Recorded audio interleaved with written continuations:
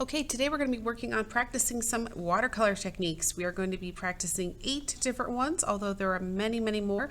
We're going to focus on these specific 8. So let me show you how we're going to get this set up, what supplies you need, and we're going to get started. For this, we're going to need a piece of watercolor paper or some heavy mixed media paper. You're going to need a pencil, you're going to need watercolors, water, and a brush, and then maybe a few other little materials like salt, rubbing alcohol, oil pastel. You'll see when we get to it. 8. So I'm going to be taking this long piece of watercolor paper, and I'm using this sort of template that I cut out from mat board, but honestly you can just free draw this. I'm going to be drawing 8 little squares on here. So I'm going to use this as a guide to make sure that they're all about the same size. In all honesty, they could be pretty much any shape, any size you want, but this is keeping things consistent and neat, and I'm able to clearly label them. So get 8 different sections evenly spread out on your paper. Okay, I now have 8 sections that are filled out. Honestly, it doesn't matter if they're perfectly straight or not. You can also have them displayed horizontally. It doesn't really matter as long as they're all on the same paper. I'm going to put them horizontal just because it'll be easier to see all of the techniques all at once if I do it this way. I went onto each of my boxes and I labeled them with the technique that I plan on demonstrating. You should do the same on your watercolor paper. So take your watercolor paper and write these phrases above, next to, below, however you want to. Just make sure they clearly match a certain specific space that you've created. So we have gradient, 2-color blend, wash, dry brush, wet on wet, oil pastel resist, salt, and rubbing alcohol. We're going to cover each of these one at a time, and again, there are many, many more techniques beyond this, but these are the ones that we're going to be covering today. So for our watercolors today, I'm going to be using the Crayola Education watercolors. They are wonderful for everyone. They blend really well. They're really bright. They're very vibrant. They play well with each other. They don't get all cakey and dry and weird. Highly recommend them, definitely above some other brands. If you have liquid watercolor that's from a tube, that's even better, but we're going to be using the pan watercolor.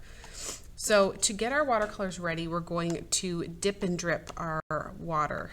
The ways it's going to go is I'm going to dip my brush in the water and drip it into some of the colors of the paint. So I'm dipping and dripping, and I'm allowing my colors to soften up. I'm just picking a few random colors. I'm not going to wet every single color that exists. I'm just going to pick a handful of colors so I have some variety of things to use for my examples. So right now I have 6 colors that I have wet, which I think is sufficient. I can reuse these colors, so I don't need a different color for every section. So when you do this, you don't have to take your brush and stir and mix. By just putting the water on top of the watercolor, the dry watercolor, it will sort of soak into the pigment and it'll soften it up so that by the time I'm ready to use it, it should be really saturated and good to go. Now, the general rule of watercolor is that the more water you add to the watercolor, the lighter it's going to be, and the less water you add, the darker it's going to be, the more saturated and pigmented it's going to be. So we're going to start by creating a gradient. A gradient is a technique where you're going from very dark to a lighter tone of it. A value gradient. So I'm going to pick one of these colors, again, doesn't matter which one, and I want to make sure I have a nice dark saturated tone near the top, and I'm going to pull it down so that it slowly fades into a lighter tone. So I'm going to just take this turquoise color that's been sitting here. I'm going to get my brush in it and stir it up really good, and I'm going to start laying down some of this color into my space. And if it doesn't look dark enough, then that tells you need to sort of sit and stir your water a little more in the pan. It's not an indication you need to add more water necessarily, just that you need to stir it or let it sit a little bit longer. So I'm going to use this nice dark pigment, and I'm going to paint about halfway. About half of the space I want it to be this nice dark saturated color. Once I've achieved that, I'm going to take my brush and I'm going to clean it off. And I'm not going to dry my brush off, but I'm going to take my brush full of just water, no more paint. I'm going to take just the water and I'm going to re-wet that area that was right in between. And I'm going to pull the pigment down to fill in the rest of the paper. Should sort of bleed and blend naturally on its own. If you're noticing that it's very dark on both sides and you're not seeing really a dark side and a light side, couple things. One, you could take more and you could add more to the end that you want to have be darker. So if maybe there just wasn't enough pigment down there. The other option is to lighten up this side. And the way you do that is you make sure that you have some sort of tissue or paper towel. I just have a tissue with me right now. And you take your brush and you dry it off and you put it down onto your wet paper and you kind of use it as a mop to soak up the pigment. And if you look at the way it looks now, this definitely looks lighter because I'm soaking up the pigment with my dry brush and then I'm drying it off. And I can continue doing that and making things lighter and lighter and lighter. This is called lifting. So I'm lifting the paint color off and I am trying to lighten it up so that I see a more dramatic change between the darks and the lights. To be sure that this is done correctly, you should have a really nice natural gradient, meaning a nice natural transition of dark to medium to very light.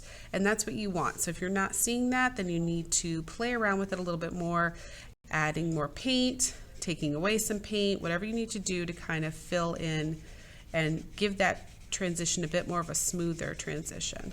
All right, so gradient is complete, and now we're moving on to two color blend. Two color blend is basically exactly how it sounds. You want one color on one side, one on the other, and you want them to blend seamlessly in the middle.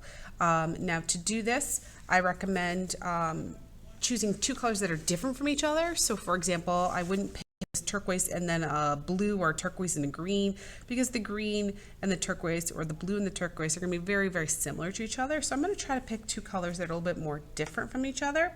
So I think I'm going to move over to this magenta color and I'm going to lay down a little bit of my magenta first. I'm trying really hard to stay inside the space that I've drawn here so I can practice being neat and keeping my craftsmanship nice. Now what you're going to do for this is you're going to start with your first color and you want it to be about halfway, maybe even slightly over halfway in your space. Clean your brush whenever you're using a new color. Always clean your brush to a new color. And I'm going to take a color that's different. This time I'm going to take this blue color and I'm going to lay some on the opposite side. Now I'm being very careful to make sure that they don't touch yet. I'm going to leave kind of this little white gap in between. So I've got this very large sort of magenta side and then I've got this much smaller cyan side. And once I'm ready to overlap, I'm ready to start blending these two together. So I'm going to take a little bit more of the cyan and I'm going to start going over that white space and I'm going to let it overlap and I'm going to sort of start going back and forth, fading into the other section. I don't want to go all the way. I just want to keep right in the middle here. And I want this blue and magenta to fade into each other naturally and nicely. Now this side is faded beautifully. It really fades nicely from the blue to the magenta, and I was able to achieve that by going back and forth and back and forth. So it created kind of this nice transition. But I'm adding this really harsh line right here, which I don't want. So I'm going to wash out my brush, get a little bit more magenta, and I'm going to come at it from the opposite side and do the same thing that I did when I was blending with the blue. To get a good blend, you really want both colors to be wet.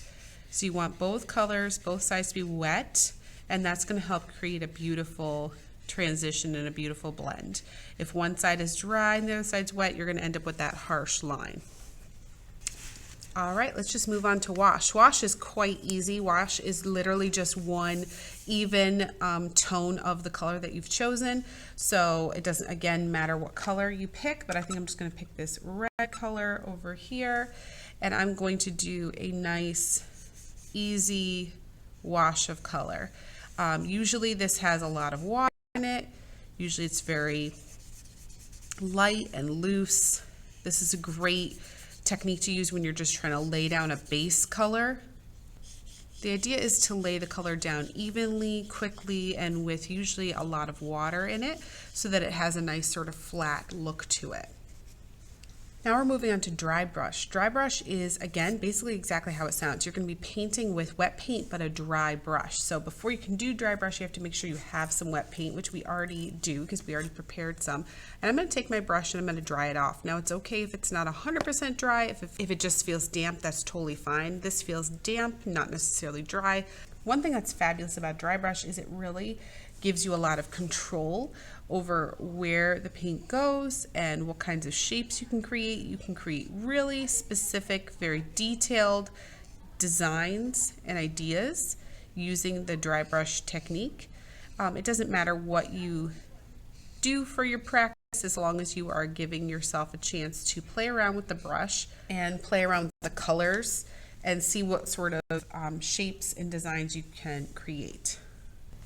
One other cool thing you can do with dry brush, which is definitely worth exploring, is you can make sure you have a very dry brush. So I have a little magenta on here. I'm just going to dab off a good bit more onto my tissue here. And then I'm going to take this little bit that I have and I'm going to just sort of spot it on to my paper. And this is really good to do with a brush that has a lot of stiffness to it, a lot of texture. Not really soft bristles because you can get really cool textures by doing this. This is a technique that's fabulous for getting bushes, trees, sprays from the ocean, rocks, anything that needs a little bit of texture. So the more I do it, the lighter and lighter the texture appears. And I can even layer with this as well. So I can take another color that I've dabbed off and I can do the same rough texture on top of the one I just did, and I'll get some really interesting dimensional layers with my dry brush. So I would encourage you to try both doing really straight, perfect sort of lines, but also kind of letting your brush get a little bit wild and crazy. Now you'll notice I haven't really smashed my brush. My brush is not a smashed, ruined mess right now. I'm just sort of using the edge of it to tap. I'm not going straight up and down and slamming it down so hard that I'm spreading the bristles out and ruining it. I wouldn't want to do that with a brush that's already nice. Perhaps a brush that's already rough or not very nice I can do that with, but I'm not going to do that with one of these kinds of brushes. Next, we're moving on to wet on wet, which is a fantastically fun technique. This one has a lot of control. Dry brush. Wet on wet is basically the opposite. It's extremely out of control, a lot of looseness. This is one of the type of techniques you do have to do pretty quickly as well. So you have to make sure you have some paint prepared and ready to go. And once you do, take your brush full of water, and with just water, you're going to wet your paper first before you do any painting. You want to make sure that it's definitely shiny looking and damp. You don't want it to be puddles of water everywhere, but you definitely want to make sure there's enough water on the surface so that when we add the paint, it will kind of travel. So now that I have this, I'm going to take some paint and I'm going to just drop it into the wet paper. And you can see that the paint is starting to spread out. If you don't see it staying inside the space, that means you probably got a little too sloppy with your water application. If it's not spreading around very much at all, that can mean that you need a bit more water. So maybe there's not enough water, and so it's just not able to spread around the way it's meant to. Now you can leave it like how I'm leaving it, and I'm just letting everything naturally bleed and blend the way it wants to naturally. Or you can actually take colors and you can move them around on your own and force them to move into directions that you want them to move into. It's really up to your needs for whatever you're working on. But that's an example of what wet in wet looks like. These next three techniques are a little bit less used by the common everyday person, but they are a lot of fun to do. So the first one is oil pastel resist. So in order to achieve this, you need to use some oil pastel. You could also use crayon as well. It would create a wax resist, which is also going to work. I'm using oil pastel, and I'm just going to draw some shapes down here. Now it doesn't matter what I draw. You're not going to be able to really see it very well because I'm using a white oil pastel. But you could use any color you wanted as well. So I'm just putting some white down in the space. And now I'm going to take some of my paint and I'm going to just start painting directly on top.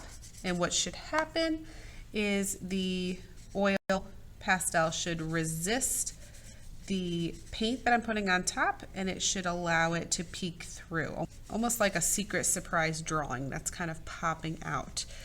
If it's not popping out very clearly and easily, most likely it's just that you need to add more water. Sometimes when the watercolor is too thick, if you use really thick watercolor, like I just did in this corner, it doesn't pop out as much. The oil pastel has a harder time resisting the water, so the oil pastel is a little bit harder time resisting the paint. So just adding a little bit more water to it and spreading it around can really help. Another thing is if you're really seeing certain spots are just not coming out the way you hoped, you could blot it a little bit with a paper towel or a tissue just to kind of soak up some of the excess paint or water that might be preventing it from doing what you want it to do. Next, we're moving on to salt. I have a little container of salt here. You can use any kind of salt, the thick, hard, coarse salt or the smaller, fine grain salt like I have. But again, this is going to be one kind of like the Wet n Wet where it's you have to move quickly to kind of make this technique show up the way it's supposed to.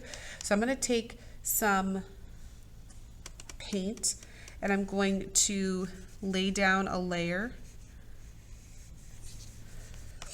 And this technique works best when everything is really nice and wet before you do it. So if you feel like some of it dried out, do another quick light wash over it so that you can make sure you get a really even, light, wet surface. And then while it's still wet, and this is a big important part, you're going to take your salt and pinch it and just sprinkle it into your paint. Now at first it's not going to really look like it's doing much of anything, but we're going to let it sit and dry and we're going to come back to it and check out how it's looking at the end. And if you look closely at the salt, it's not 100% done yet, but you can see that the salt is starting to dissolve and it's creating these beautiful little crystal bursts that are occurring all over the paper, almost a snowy pixely appearance. Moving on to our final technique that we're demonstrating, we're going to be using rubbing alcohol. Rubbing alcohol you can find, I just have in this little cup here, you can find it anywhere at any drugstore, even the dollar store. It's usually in the first aid sort of section and it's pretty inexpensive. So to do rubbing alcohol, same idea as the salt. You're going to need to have a nice wet wash laid down on the surface first before you add your rubbing alcohol to get your really cool effect. Also, I'm going to take a darker color because I will say when it comes to the rubbing alcohol technique, the salt technique, sometimes even the oil pastel technique, depending on what color oil pastel you're using, using a darker hue, darker tone color is going to usually result in some nicer effects than if you use a really light one. Something like yellow or light orange is just not going to show up the technique quite as well as if you had used a darker color. So just something to think about while you are choosing your techniques and while you're choosing your colors. All right, and now that I have my color laid down and it's still wet, you can either use a clean brush or you can use a eyedropper of some kind. And I'm just going to use my brush. I'm going to dip my brush into it, making sure my brush is clean of paint. And all I'm going to do is dot it on top of my wet paint. And what you're going to see is these really cool and interesting, almost cell-like shapes are going to slowly emerge. You can see on areas that dried out a little bit, it's really not creating the same effect as the areas where it's wet. Where it's wet, the rubbing alcohol is spreading out the paint. It's creating these really interesting techniques. But where it's dry, it's not really doing that. So if you're not seeing it spread, it could be that your paint dried out on you. So you might need to re-wet it before you do this technique. All right, so we finished all 8 of our techniques. Hope you guys learned a lot, and I hope you have fun experimenting with these techniques and hopefully a whole bunch more.